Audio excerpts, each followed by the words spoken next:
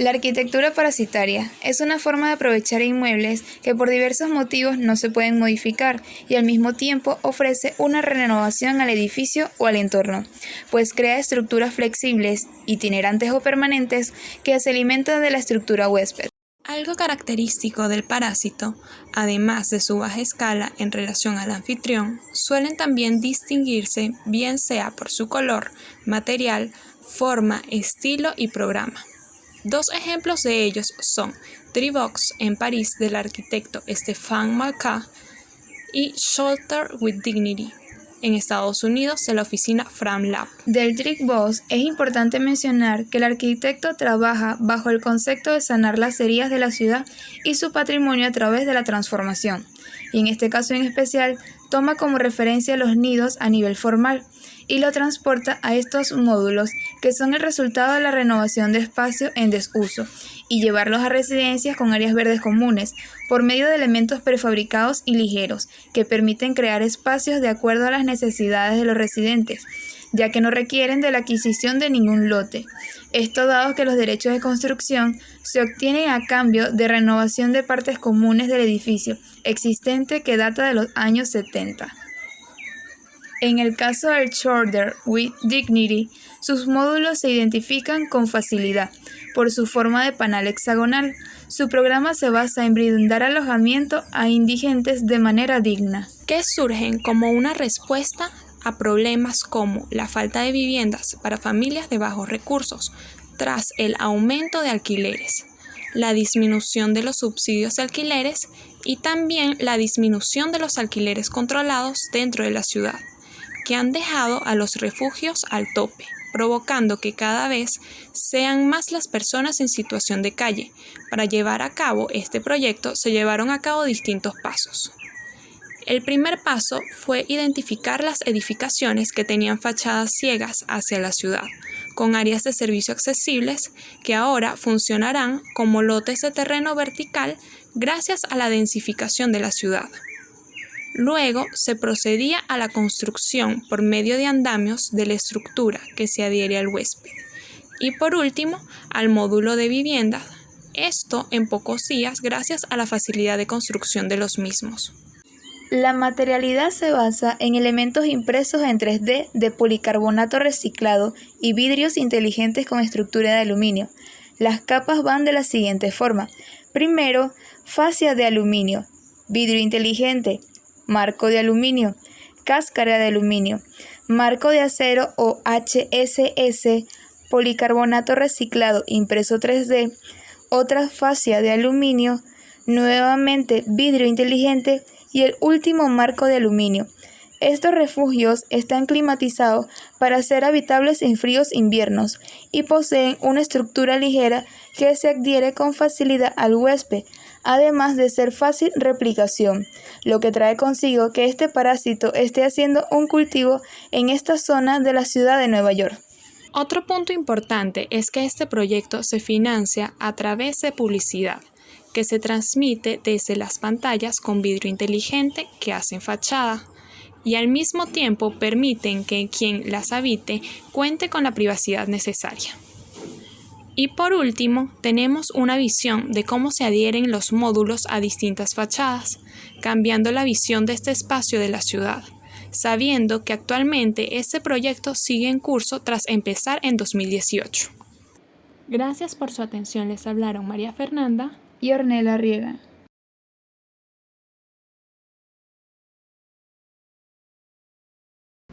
Hola, mi nombre es Andrea y con mi compañera Libet en este video les vamos a estar hablando de lo que es la arquitectura parásita o lo que nosotras interpretamos como tal, mejor dicho, ya que bueno, es un concepto nuevo para nosotras y luego de haber investigado e indagando bastante sobre diferentes conceptos propuestos en clase, llegamos a la conclusión de que una estructura parásita viene a ser aquella que se posa sobre una edificación existente y hace uso de sus recursos.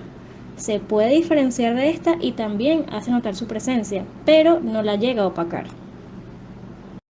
Sí, exacto. O sea, los parásitos no están para perjudicar al edificio anfitrión, sino que al contrario se construyen con la intención de aportarle un beneficio a este. Y la existencia del parásito tiene sentido gracias a esto. Como vemos en este pequeño mapa, tenemos tres conceptos: simbiosis, prótesis y parásito. Tenemos como tal que la simbiosis es un intercambio mutuo que se genera entre dos elementos para enriquecerse mutuamente, pero que son dependientes el uno del otro. Prótesis como tal es simplemente la recreación de un elemento inexistente. Pero cuando se trata de parásito, vemos que sí, que un parásito es aquel que se une a una edificación viva para mantenerse. Y en realidad una edificación podría seguir funcionando sin la presencia de un parásito, pero un parásito no podría vivir sin una estructura que permita ese enriquecimiento mutuo, ya que digamos que un parásito anda como en búsqueda de cuál es el lugar en el cual más le conviene quedarse. Una edificación que se adapta muy bien a este concepto y que de por sí ya está calificado como arquitectura parásita es el proyecto de la remodelación de la azotea Falkenstraße, que se encuentra en Viena, en Austria, y fue hecho por la oficina Kopp Himmelblau. El edificio original se trata de un bufete de abogados quienes querían más espacio y decidieron hacerlo verticalmente, o sea, arriba del bufete ya existente, para allí agregar pequeñas oficinas y una sala de reuniones. Entonces, lo que se hizo fue que se agregó una estructura en el techo que bajo la misma se alberga el nuevo programa y que a nivel estético rompe y contrasta completamente con el edificio inicial, el cual tiene un estilo mucho más tradicional y clásico, ya que a nivel formal este nuevo parásito es bastante orgánico y deconstructivista. Además, este se adiciona con una materialidad completamente diferente, utilizando mayormente vidrio y perfiles metálicos, y viéndolo desde afuera se crea un punto focal hacia esta línea muy fuerte que resalta con esa combinación de materiales, ya que no es solo diferente al edificio anfitrión, sino que también es diferente a todo el contexto que lo rodea.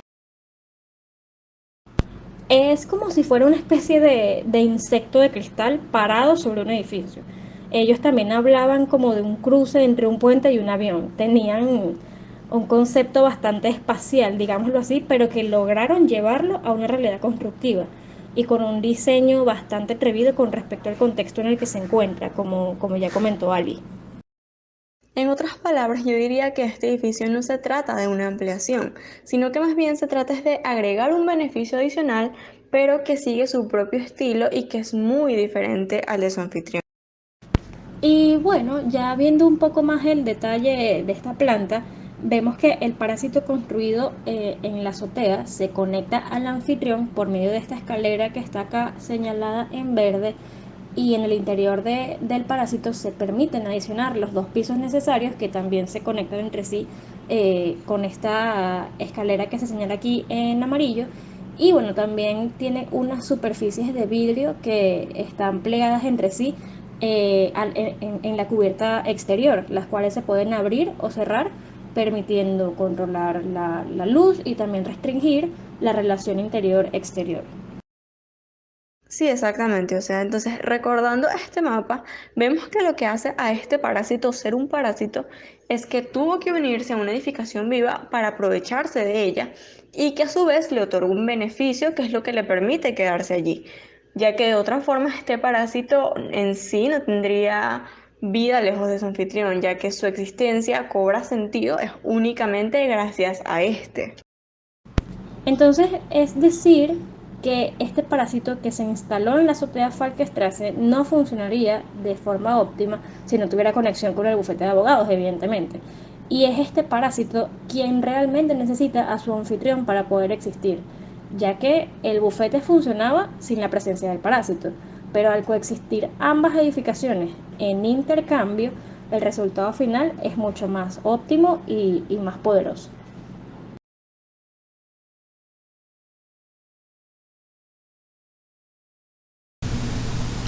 Parásitos arquitectónicos, referente y conceptos.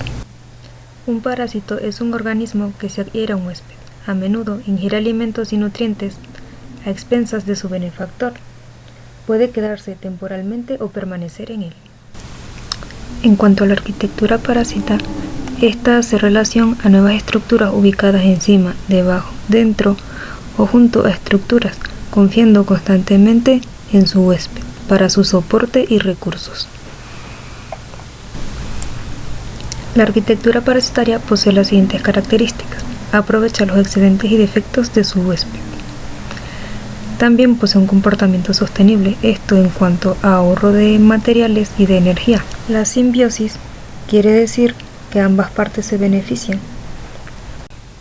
Se apropia y reposiciona del lugar donde se encuentra. No sigue patrones y soluciona problemas como por ejemplo la escasez de suelo.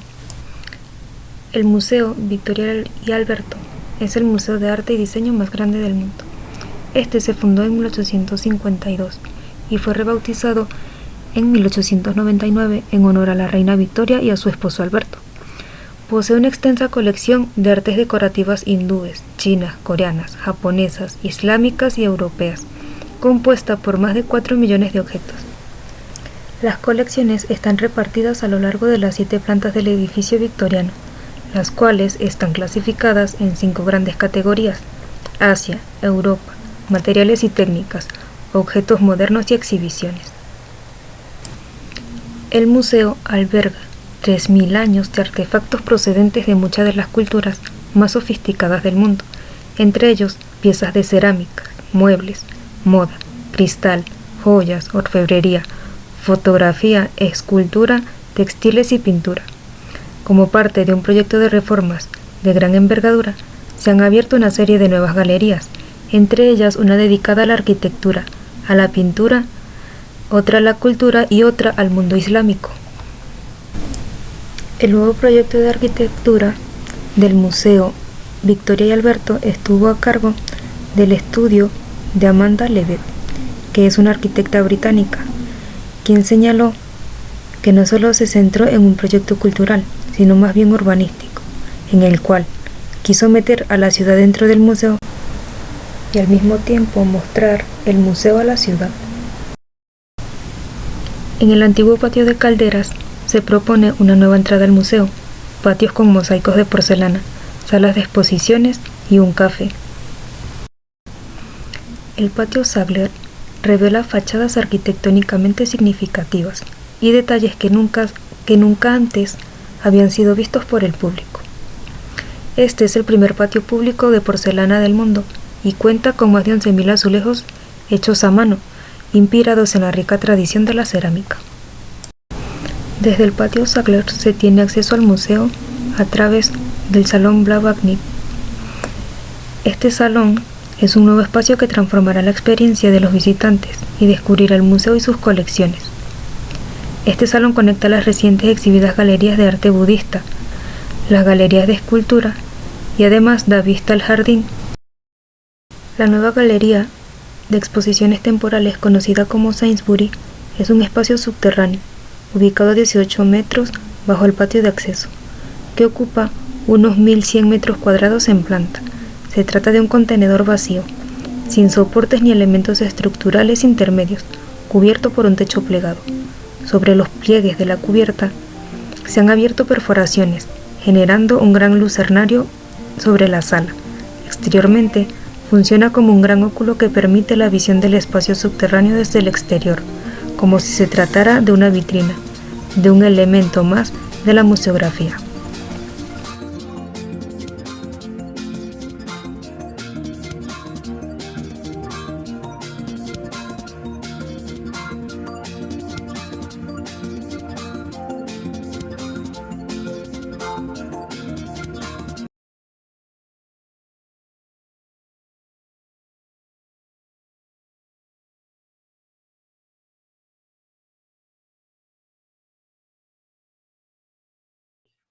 Hola, mi nombre es Luis Quiroz y vengo a hablar acerca del análisis de referente, el cual se basa en la arquitectura parasitaria, las cuales son estructuras que se agregan encima, en medio o incluso dentro de edificaciones preexistentes.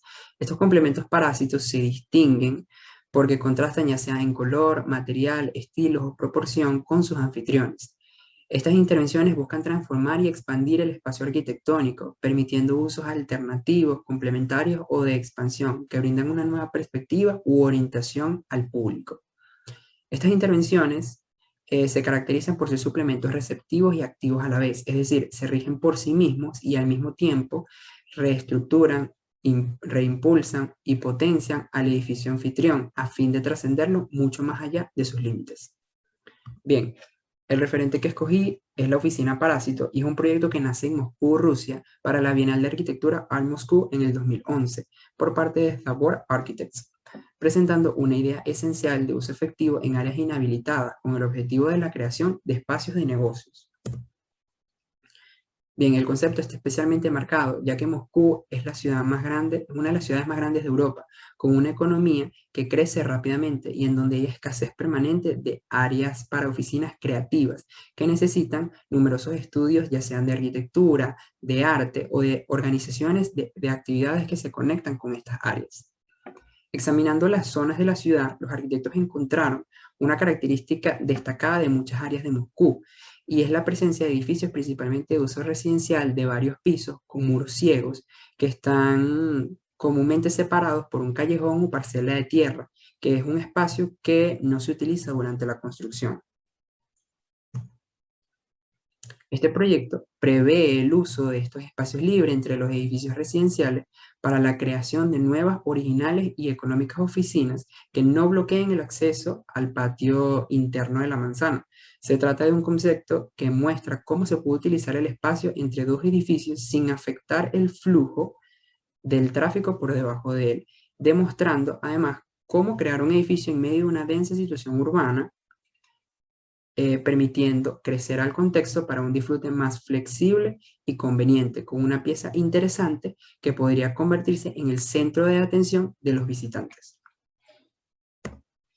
Bien, la propuesta pretende crear un volumen de 3 plantas de aproximadamente unos 230 metros cuadrados, al cual se accede mediante una escalera exterior que conecta con una superficie cubierta accesible. Las plantas cuentan con un sistema de paneles de suelo modular, permitiendo que el plan interior sea rediseñado según las necesidades. Se puede notar en las plantas cómo, siendo una oficina tan pequeña, puede brindar distintos espacios de trabajo, pudiendo cada planta pertenecer a variados sectores de empleo. En la parte exterior, el marco que le da forma es una sola unidad estructural fija entre las fachadas ciegas de los edificios por abrazaderas de acero. La fachada poligonal principal, resuelta en los volúmenes dinámicos, está hecha de policarbonato celular, contrastando el lenguaje ortogonal del lugar, mientras que la fachada posterior es completamente plana y de cristal. Un detalle interesante es que por la noche el edificio brilla desde dentro, ya que las paredes son semitraslúcidas en el lado de la calle gracias al policarbonato celular. El plano de las plantas interiores es tan peculiar como el exterior dimensional que acabamos de ver, ya que en el interior cuenta con ventanas y en las paredes poligonales que se ven por fuera hacia la calle y contrastan al mismo tiempo con el muro original del edificio anfitrión. Se estima que el tamaño pequeño de la oficina resultaría más efectivo íntimamente para todas las empresas, permitiendo a un pequeño grupo unirse para optimizar su trabajo sin tantas diferencias de opinión.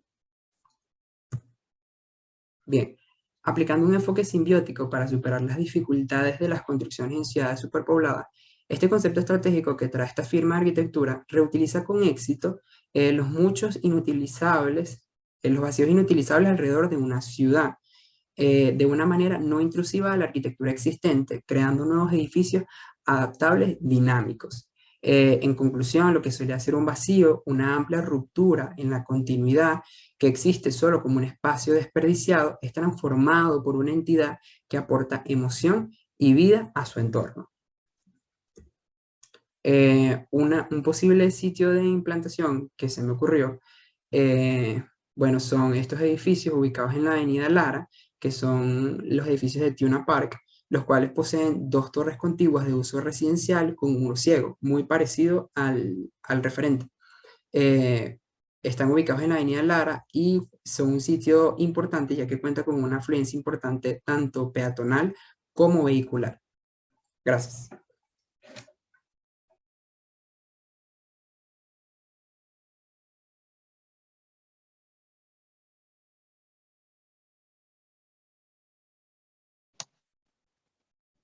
Hola, soy Vanessa. Hola, mi nombre es Laura. En esta oportunidad venimos a presentar nuestro referente. Este referente lo escogemos a principio de semestre como primer paso en nuestro proceso de diseño. El referente seleccionado tiene como nombre DBox. Es un proyecto que lo seleccionamos por sus características de parásito. Para esta oportunidad vamos a referirnos a parásito como un organismo, el cual le vamos a poner por nombre huésped, que vive y se alimenta de otro organismo diferente, el cual vamos a llamar anfitrión. Este parásito, llamado D-Box, está ubicado en Culver City, California. Fue construido en el año 1994 y el uso principal del edificio anfitrión es un almacén industrial. Y el uso del huésped, que es el que se va a situar en él, va a llevar por uso ser un centro de oficinas. Este proyecto fue llevado a cabo por el arquitecto Eric Owen Moss, el cual es un arquitecto estadounidense que dirige su propia compañía fundada en 1973. Para su oficina es importante el explorar distintas formas de pensar, de sentir, de vivir y de comprender la arquitectura para de esta manera hacerla nueva. Su principal proyecto desde que comenzó su carrera fue revitalizar la zona industrial de Culver City, California. Así como comentó Vanessa, en sus comienzos el edificio anfitrión era un almacén industrial de una sola planta sin ningún valor arquitectónico. Además, su contexto era más industrial, no había ningún tipo de uso de suelo o algo que le diera dinamismo a la ciudad. Una de las principales problemáticas de esta zona es que al predominar la industria y que poco a poco esta industria se fue trasladando a otras zonas, quedó como una ciudad poco habitada, no tenía ningún valor arquitectónico y como ya lo mencioné, no había ninguna dinámica en la zona, solamente eran almacenes abandonados. Y es aquí cuando el arquitecto Eric Owen Moss empieza a reavivar tanto este proyecto como la zona en general. El arquitecto esto lo realiza mediante un proyecto llamado Puntos Conjuntivos, la nueva ciudad, que traen unos nuevos beneficios como la nueva dinámica de la ciudad, generando nuevas empresas que permiten el empleo de muchas personas y agarrar los edificios existentes que no contaban con ningún valor arquitectónico y digamos que cambiarlos y transformarlos en nuevos iconos arquitectónicos, como es el caso de los edificios mencionados en esta diapositiva, como el edificio que pared, el edificio D-Box, que es el que nosotros estamos estudiando, y el edificio pterodáctil. Algo que hay que mencionar también es que uno de los conceptos que utilizó el arquitecto tanto para el proyecto D-Box como para el resto de los puntos conjuntivos era que él quería evidenciar la ruptura, la separación y la contraposición entre los edificios nuevos, los edificios existentes y los que él estaba añadiendo. Con respecto al edificio existente, D-Box se sitúa en la parte superior de este y lo respeta, digamos que en su base, convirtiéndose el parásito en un híbrido de una caja convencional ortogonal. Este sigue manteniendo como esa estructura de caja, pero sin ser regular en su totalidad. El parásito se adhiere al edificio, como lo vemos en el esquema, en tres fases, comenzando con una recepción cilíndrica que interrumpe al edificio, luego con una terraza en el segundo nivel y finalizando con la caja que se sitúa en donde se sitúan las salas de conferencias, las oficinas, las galerías. Y es aquí cuando aparece un nuevo término llamado simbiosis. Este término se ve presente en el edificio a través de su forma, a través de sus materiales y a través de su uso. Es normal que cuando se hable de esta simbiosis entre el parásito y el huésped, se crea que este siempre viene a hacerle algún daño al organismo que lo está alojando. Pero también se da el caso en una menor escala en la que este huésped le trae algún tipo de beneficio al edificio, en este caso, que lo está alojando. En un aspecto más formal podemos ver la composición de D-Box, en donde observamos un cubo deformado con tres partes conceptuales divididas por niveles, en donde vemos el nivel 1 intervenido por una circunferencia que rompe con la forma anterior del edificio existente, y continuando con 3 plantas con un recorrido ascendente, que es aquí donde brindan una experiencia distinta en cada espacio, y es donde solo se permiten ver vistas al cielo y a las copas de los árboles, según la distribución de los ventanales. Por otra parte, tenemos la estructura de D-Box, que está compuesta básicamente por columnas de acero que cumplen su uso de separarlo del edificio existente. Estas columnas, en cierto punto, se cruzan para formar las vigas en forma de X en planta que soportan la estructura de la caja. Ok, ya llegando a la distribución de D-Box, podemos ver en la planta baja un hall de resección casi cilíndrico que corta la cubierta del edificio preexistente. Luego se llega a un punto panorámico en la planta del nivel 2, en donde vemos una terraza suspendida sobre el cilindro. Y ya para finalizar, en el nivel 3 se encuentra el D-Box, la caja como tal, que tiene las salas de conferencias.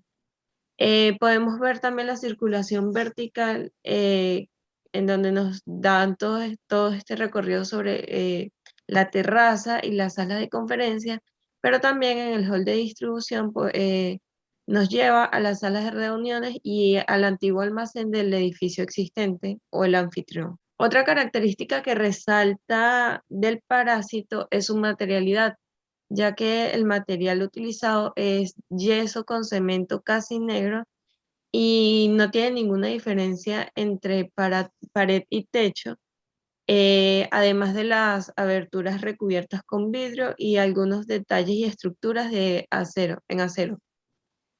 Por último, ya para concluir, tenemos 3 elementos con los cuales podemos definir a este edificio como... La primera es la manera en la que se implanta en el edificio existente. La segunda es su capacidad para cambiar su uso, para adaptarse a un nuevo uso, debido a que en un principio, cuando fue pensado, este proyecto iba a funcionar como un restaurante que iba a beneficiar, digamos que, a la comunidad en general. A medida que se fue desarrollando el proyecto, este diseño cambió para convertirse en una sala de conferencias, de talleres, de galerías, de oficinas. Y este proyecto, digamos que una de las cosas que nos llama la atención es que funciona como un módulo que es capaz de adaptarse a las necesidades que se van presentando. Y por último, es su capacidad de brindar un beneficio tanto a la zona como un anfitrión, como su anfitrión.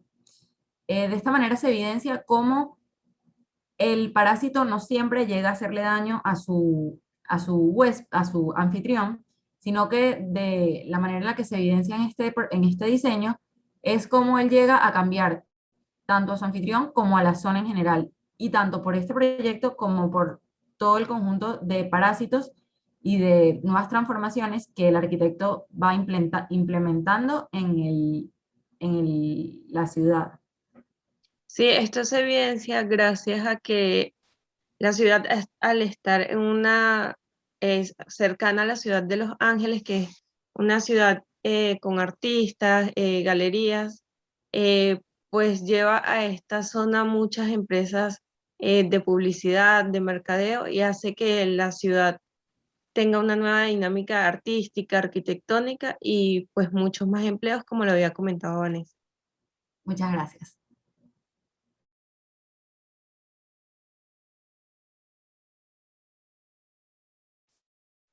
Buenas, mi nombre es María Escalona y esta es mi presentación de referente. El nombre de mi referente es El Paracaidista, Avenida Revolución, 1608 bis. El contenido de esta presentación está dividido en 4 partes. La primera es la ubicación y el autor. La segunda es el contexto social e histórico en que se realizó esta obra. La tercera parte es la descripción de referente y la número 4 es la propuesta de lugar a intervenir. Parte número 1, ubicación y autor. El nombre de la obra es Paracaidista, Avenida Revolución, 1608 bis. Fue realizada por artista contemporáneo Héctor Zamora y se ubica en el Museo Carrillo Gil, en la zona de San Ángel, en la Ciudad de México. Parte número 2, el contexto social e histórico. Las instituciones mexicanas estaban en una posición inestable, al igual que el museo, siendo esta una de las principales razones para realizar esta obra, teniendo como concepto el crecimiento, una estructura como una enfermedad que le nace al sistema cultural de México. La obra también obedece a un ámbito social y cultural y a una crítica política en un momento específico. De esta manera, la pieza no solo se centra en intervenir al museo, Carrillo Gil, sino que también tiene una intención más ambiciosa de interponerse entre la propia ciudad.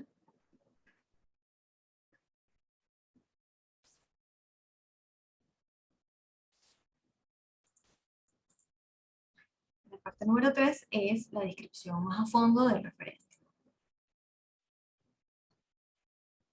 La intervención surgió del planteamiento curatorial por medio del arte contemporáneo para atraer a un nuevo público y hacer crítica a un sistema cultural urbano.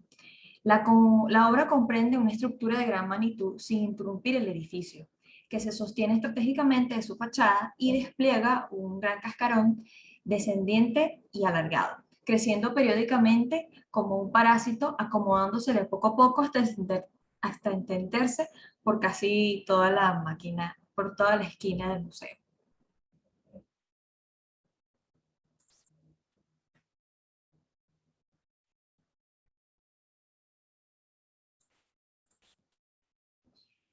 Esta es una obra de arte, pero al mismo tiempo es una casa con condiciones habitables, convencionales basadas en algunas técnicas de autoconstrucción utilizadas actualmente en los asentamientos precarios e informales en la Ciudad de México o en algunas ciudades de toda Latinoamérica.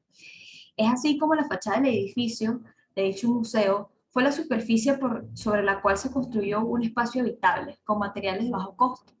La estructura resultante adquirió un aspecto precario que, aunado a su sorpresiva ubicación, interrumpió la visualidad del edificio modernista brutalista de Carrillo Gil y la de su contexto urbano, que es una zona privilegiada de San Ángel, situada al sur de la Ciudad de México. El reto inicial de Zamora era el colocar una forma orgánica sobre un entorno inusual, que al tratarse de una fachada simple y ortogonal se tornaba adverso y contrastante la intervención. La referencia a los asentamientos informales surgió posteriormente, al relacionar y evitar con las estrategias de supervivencia de los habitantes de las zonas periféricas de la ciudad, haciendo que paracaidistas sea una intervención mucho más visible dentro de un contexto privilegiado. Zamora identificó la instalación como una construcción parasitaria, por su dependencia estructural y por la extracción de los servicios de agua y luz del museo, también haciendo referencia a una relación simbiótica, puesto que el museo se beneficiaba de los visitantes y los espectadores que iban a ver esta pieza. Su base constructiva estaba formada por un esqueleto metálico convexo, sostenido por medio de grúas fijadas en el techo del edificio, con una cubierta de láminas asfálticas acalanadas que le concedían una apariencia de construcción informal, formando una retícula quebrada y escamosa, de color rojo quemado, negro opaco y blanco translúcido, contrastando con la superficie plana y gris del concreto de la fachada del museo. En el programa, dentro de este esqueleto metálico, se sostiene un puente donde se desarrolla el apartamento, como una especie de terraza donde se ubican una especie de terrazas colgantes unidas por tramos de escaleras. En la parte de arriba o en la parte, según la foto que está acá, hacia la izquierda, se encuentran dos habitaciones, uno para invitados y otro para el artista. Ya hacia el otro lado, es decir, hacia la parte derecha de la foto, se encuentra un espacio amplio donde está la sala con una mesa, una hamaca y un espacio para cocinar. Esta pieza contaba con un andamio de acceso que al estar formado como una escalinata hecha con planos inclinados de madera y chaperas clavadas como peldaño, contrastaban con la escultura de Alejandro Pietri. Mostraba fragilidad, pero también dependencia, al tener que amarrarse con lazos para contar con mayor firmeza. El paracaidista se desmontó después de 3 meses de duración.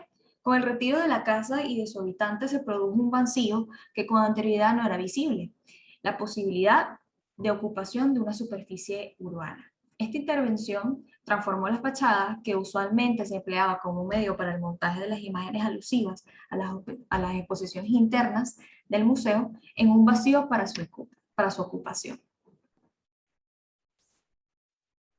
La parte número 4 y última de esta presentación es la propuesta del lugar a intervenir. Para finalizar, como lugar para trabajar en este semestre propongo la intervención del Teatro Juárez en su fachada este.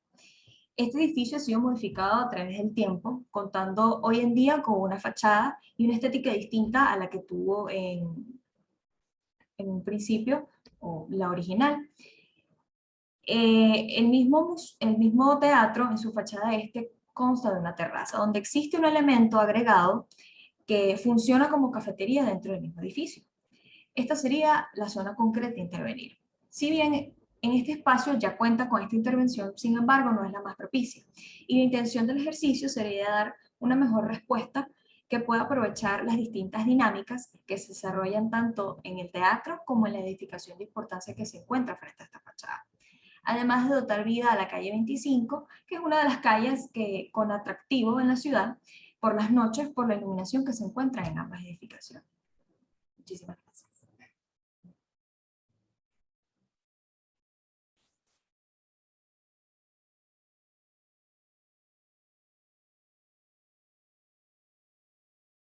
Hola Diseño 7 y 8. Desde aquí, Orgelia Rollave y Kimi Duarte queremos contribuir a formar ese concepto colectivo de parásito arquitectónico que tenemos como reto este semestre.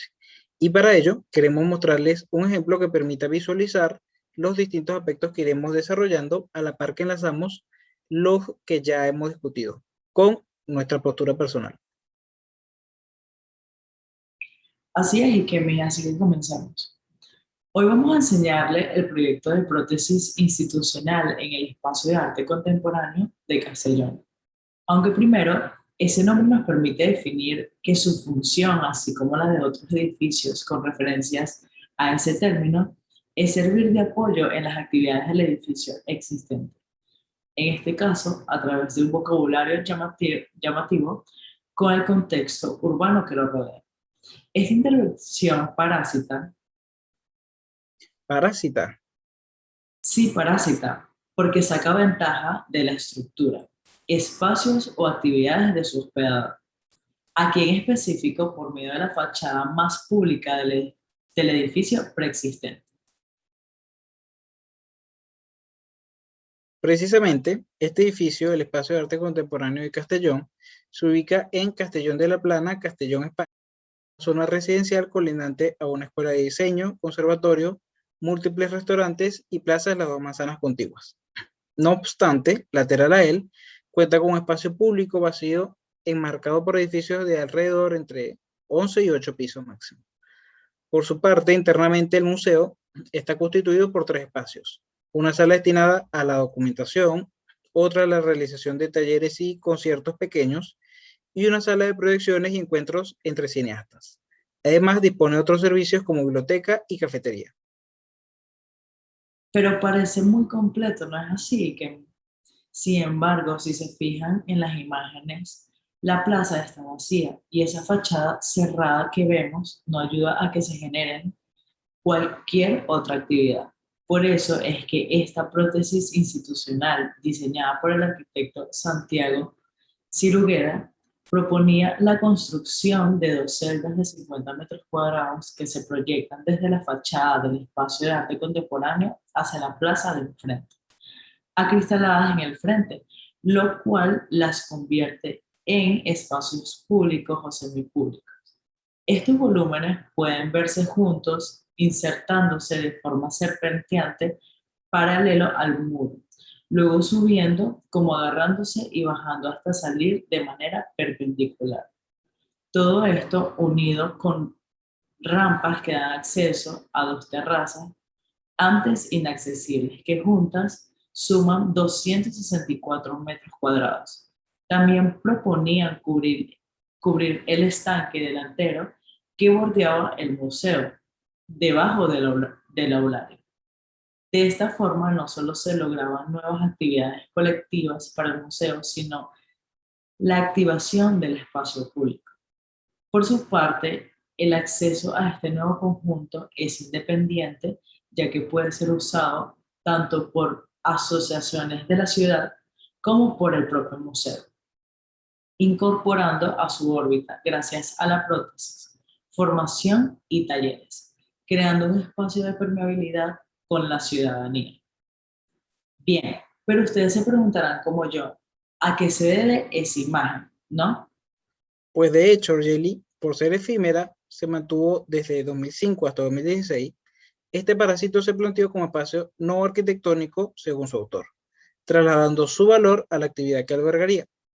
Esto nos lleva a notar dos cuestiones peculiares en los conceptos que estamos manejando.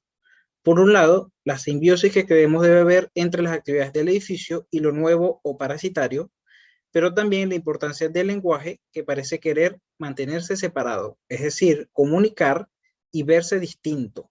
Por esto es que esta propuesta no responde a ninguna tipología formal y no da ninguna pista sobre su función. Así, también se generan críticas importantes como el rechazo a la utilización del icono arquitectónico para encubrir la revalorización de un barrio, ya que fue planteado solo para estar 3 meses en el lugar, a pesar de que estuvo mucho más tiempo, leyéndose además como comentario irónico sobre el abuso de los high-tech. Este tema también se evidencia en que su construcción viene dada por un principio de rapidez del montaje y desplazamiento respecto a los materiales. Por ello, el bajo coste de la obra.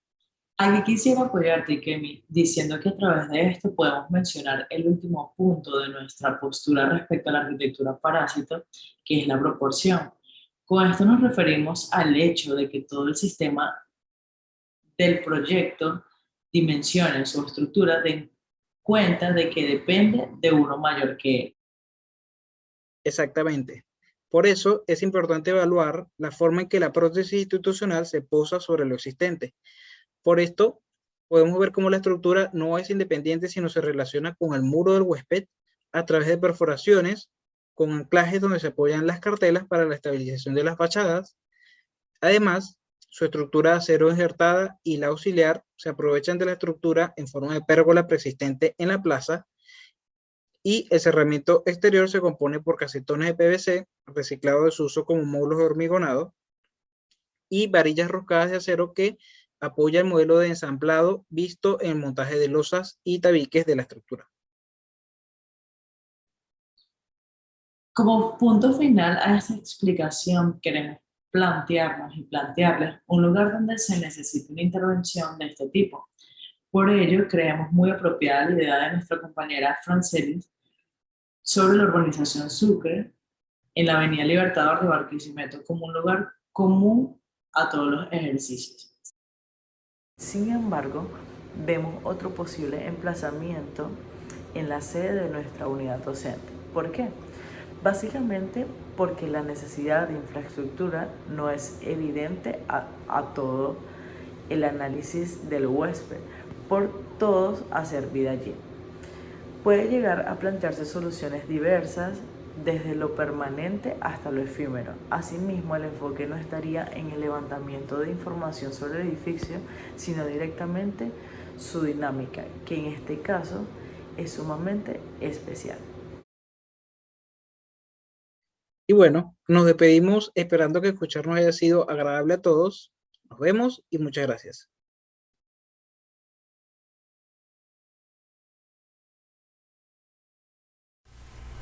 Análisis del referente de estilo manifiesto, titulado por el artista Mark Reicherman.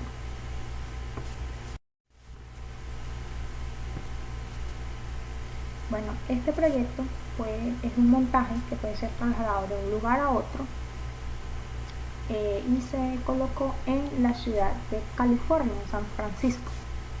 Es una instalación temporal, fue encargada por la Exposición Sur y financiada por la familia Grauber.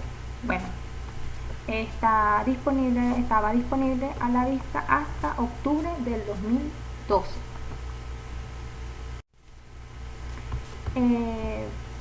La obra, por el artista Mark Reichenbach, junto con colaboración con el arquitecto Jenny Champan, armaron la instalación de estilo manifiesto. Era buscar espacios y áreas en este territorio no reclamado para establecer nuevas fachadas a los vacíos que generaba la ciudad de San Francisco, dando así una necesidad de expansión de la ciudad con obras de arte. El concepto es la referencia a la idea de la doctrina estadounidense que está destinada a expandirse desde las costas del Atlántico hasta el Pacífico. Otro llamado también el mito de la frontera, esto se puede parecer como a una idea parasitaria, donde la pieza, o el parásito en este caso, que es la cabaña rústica, se coloca sobre un costado del edificio y bueno, es un homenaje al espíritu romántico del mito occidental. Y con un comentario sobre la arrogancia de la expansión del oeste. El contexto de esta cabaña en realidad no es un espacio como tal físico. Puede ser ensamblado en cualquier parte de la ciudad. Esta obra es un montaje itinerante. Podemos decir que su contexto es la necesidad pues de expansión de espacio. Y bueno, como dice que en la época del siglo XIX los colonos se expandieron y invadieron la ciudad de San Francisco para ese momento, y de ahí es donde surge esta idea. Bueno, la tipología es con materiales rústicos, materiales con madera de más de 100 años. Esta cabaña fue construida con ese tipo de madera. Está unida al hotel de Reas a unos 40 pies sobre el aire, sobre el piso, y sobre el restaurante de centro. Sus medidas son de 7 por 8 metros y de una altura de 11. Está destinada al homenaje romántico del mito occidental. Y un comentario sobre la arrogancia de la expansión del oeste, sobresaliendo esta cabaña como un pulgar en ese denso paisaje de la ciudad. Su construcción es con materiales de aluminio soldado en la parte interna, y en la parte exterior son tablas de granero recuperadas de más de 100 años de ocio. Pesa más o menos aproximadamente 500 gramos. En el montaje de la cabaña se ve que es una pieza sencilla y fácil, pero en realidad tuvo muchos inconvenientes porque no tenía la permisología para instalarse en ese espacio privado a la hora de colocar las luminarias. Entonces, ¿qué fue lo que propuso el artista? Colocar sobre la cubierta unos paneles solares de 3x4 con baterías de vehículos para que almacenara esa energía para iluminar en la noche. Y bueno, en el día es una visión incongruente e inquietante desde abajo. El espacio interior de la casa se puede ver de noche y de día a través de las cortinas que están en las ventanas. De noche es como un faro, es un faro denso en ese paisaje, en esa ciudad pues. Es iluminada gracias a lo que ya les comenté. que es los paneles solares de 3x4 que se cargan en el día y iluminan el interior por la noche. Por acá podemos observar el interior de ella, y si no entras a la cabaña, es una obra de arte dentro, al costado de un espacio privado. Acá podemos observar al momento de realizar el montaje de la obra de arte.